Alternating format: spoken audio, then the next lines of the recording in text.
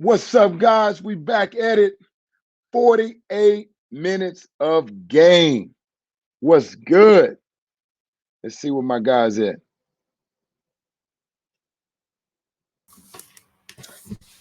What's up, Chris? You know it's about to go down. You know what I'm saying? Another day. Look, 48 minutes of game. I got some super high guests in the building today. I'm super fired up, Kennedy. What's good? I'm excited too. Let's kick it off. Quarter number one. We getting straight into it. We got none other than Chris Hines. Chris Hines, where you at? C. Hines, what's up, baby? I'm in the bubble. And my friends call me C. Hines, so I love that. It was good. Listen, Chris is very, very, very special to me. Okay, he's my little bro. He's been in my life for a long time. I've seen him grow, and he's now working and coaching for the Minnesota Timberwolves. Chris, man, I'm super proud of you. I know you're in that bubble life. What that bubble life like? Oh man, it's a different experience. Right now we down here with the G League team, and we're trying to figure it all out. Just in terms of organization and team, but.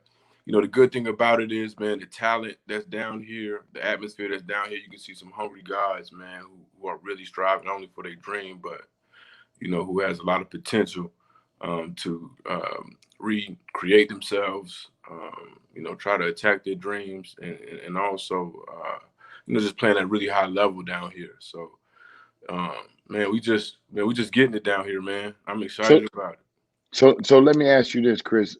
I mean, I know we had the NBA bubble. Now we're talking about the G League bubble.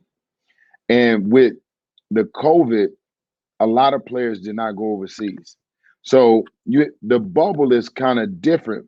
So what is your experience like with the talent level in the bubble? So if everybody's listening right now, we want to be able to tell them what the talent level is like being in the bubble.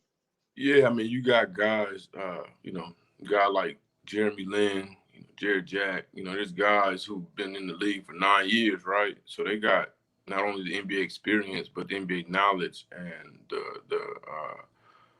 the talent that, some of these young guys have never seen. Some of these guys are manipulating it with their minds instead of their bodies, in terms of controlling games and stuff like that. And it's really good to have that because it's a refresher reminder of how, the game is not just played with the physical aspects, it's right. played, it's played with, the minds. And then you got the young cats too, man, T McKnight, who are just eating right now, right? But then, I got a young guy on my team, man, Tyler Cook. He's going to be NBA. He's an NBA prospect. He should be in the league right now who's dominating, and he's a young guy too. So it's just so much that comes at you at once in terms of what COVID has done and put a pool of guys who are hungry in one fishbowl. And right. The shark got to come out. One shark got to come out and eat. And so somebody, hey, listen, it's only going to be one. But yeah. Look, I got a question for you, Steve. So would you go straight to the G League from high school? What's your opinion on that? The game is actually is changing, and the way that the Ignite is set up is these guys are trying to give a luxury ride to basically build your platform of a player that doesn't want to go through the process of the collegiate experience, right? So right. I mean, I can't give you that answer yet because we just have this is the first time that they're doing it. But I do think that the G League is going to set up a platform to where these guys can not only grow at the highest level, because all they do is think about basketball. That's their job, right? Which should be their job because so let me ask you this. See, so when you're talking about tradition, right?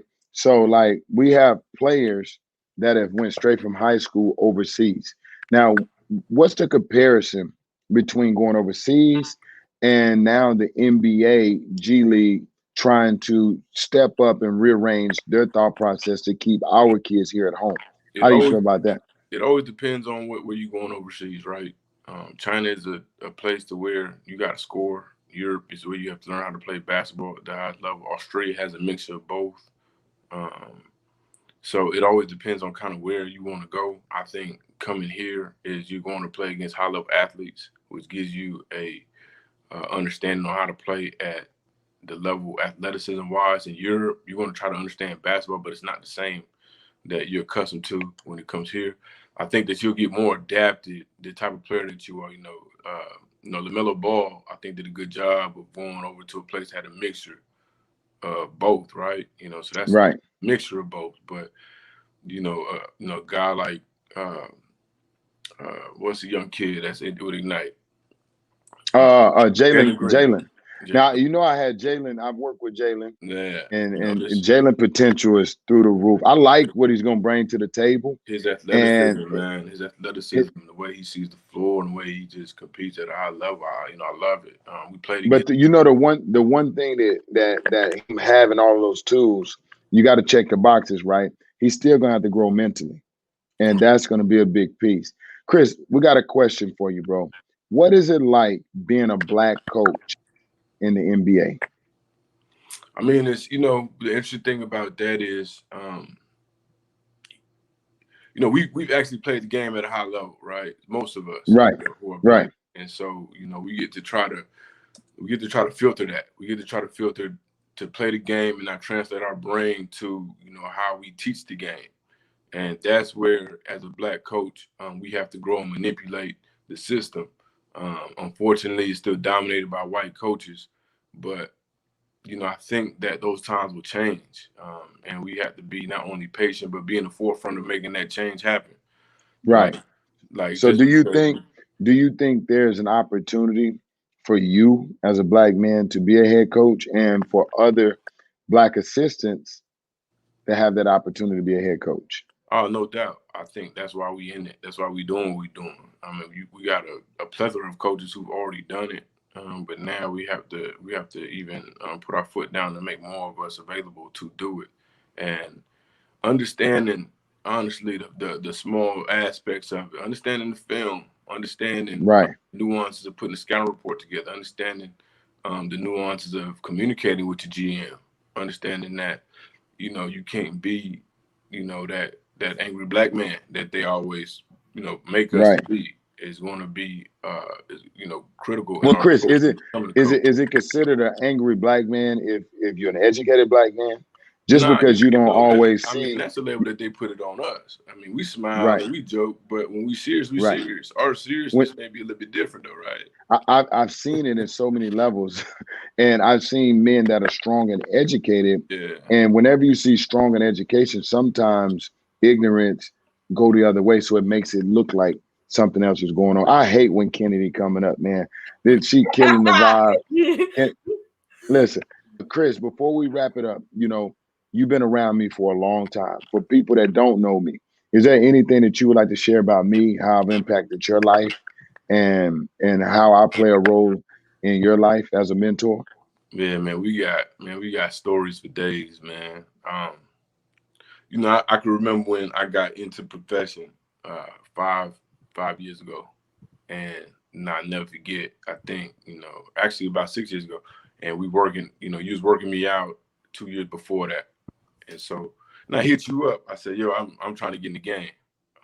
I want to coach," and he's like, "All right, well, let me see what I can do." I ain't hear from you in about 2 months, but we was working on something, and the next thing I know, you hit me up, and once you hit me up, man, I was sleeping on your couch for 6, 7, 8 months. I remember. And, the 6, 7, 8 months that, I had with you was a blessing, because I learned, the formula of hard work in terms of what you have to do to, be great, to become great. Right. And so, within those 6 to 8 months sleeping on that couch, it brought a lot of me out. It taught me a lot. The work ethic taught me a lot of having a formula. It taught me a lot of what you need to do and what the grind really looks like to accomplish. People see all the videos, people see all the flashy shit, but in reality, in reality, it's the grind that gets you where you want to be. And so, it's the system, bro. I'm so proud of you. I can't even explain how proud I am of you, from me sending you over to China and you winning a championship in China in the CBA as an assistant coach, head of player development, and then coming back and being a part of the NBA. I'm watching your growth. Man, I love you. Appreciate having you on. I know you got to get to your coaches meeting. You're in the bubble. Go win your game tomorrow, bro. Man, the journey been dope, bro. Love you too, though.